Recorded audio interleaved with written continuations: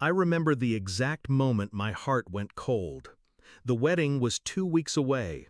Guests had booked flights, deposits were paid, and everyone expected me to stand at that altar. But as she laughed in the kitchen, phone in hand, she didn't know I was behind her. She didn't know I saw the video. She didn't know that everything I thought I knew about her had just been ripped to shreds. The video was from her bachelorette party, a secret recording passed to me by someone who decided I deserved the truth. I watched her on that screen, my bride-to-be, doing things that killed every memory we had built. She wasn't drunk, she wasn't forced, she was smiling, leading, enjoying. In that moment, I didn't scream. I didn't confront her. I simply set the phone down and walked out of the room, leaving her in her bubble of lies. We met in college. She had fire in her eyes, ambition in her smile. I loved that about her.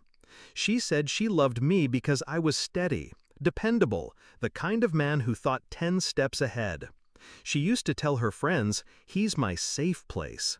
Maybe that's why the betrayal cut so deep, because I gave her safety, and in return, she gave me a nightmare disguised as love.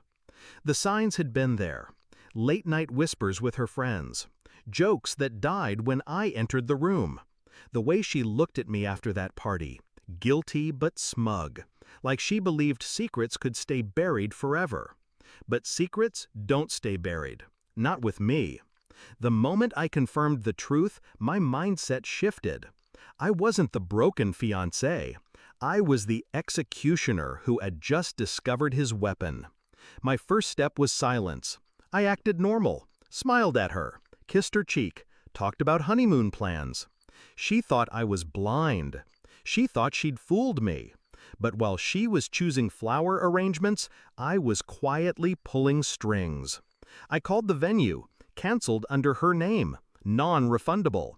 I called the caterer, the photographer, the band, all gone. I locked our joint account, funneled the remaining balance into a separate account she couldn't touch.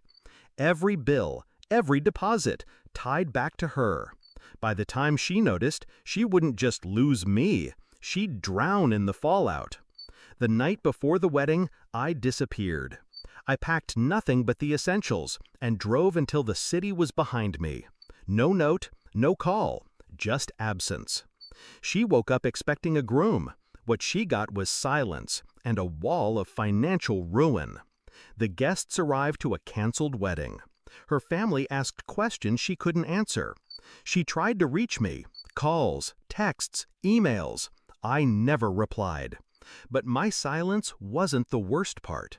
The worst part came when I sent the video. Not to her, to her parents, to her maid of honor, to her boss.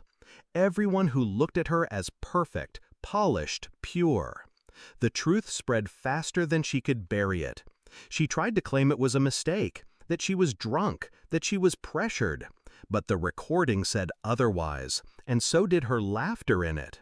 Her reputation burned in real time, and I didn't need to lift a finger. I just let the truth do its work. Weeks later, she finally tracked me down. She found me at a small cafe, sitting alone, calm as ever. She stormed in, mascara streaked, eyes hollow, a shadow of the woman who once thought she was untouchable. "You ruined me," she spat. I looked her in the eye and said, "No, you ruined yourself. I just showed the world who you really are." Her voice cracked. "Why didn't you just leave? Why destroy me?" I leaned forward, my tone steady. "Because you didn't just cheat.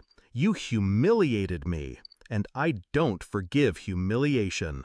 She broke right there in that cafe, shaking, sobbing, while people watched. I stood, placed a few bills on the table, and walked out. I didn't look back. I didn't need to. Now, months later, I live in peace.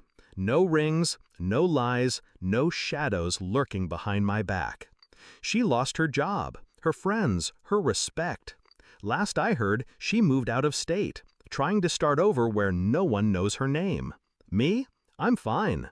Stronger, sharper, untouchable. They say revenge doesn't heal. Maybe they're right. But it doesn't need to heal. It only needs to balance the scales. And when I remember her face in that cafe, crumbling under the weight of her own betrayal, I know the scales are balanced. I was supposed to be her safe place. Instead, I became her reckoning. And I have no regrets.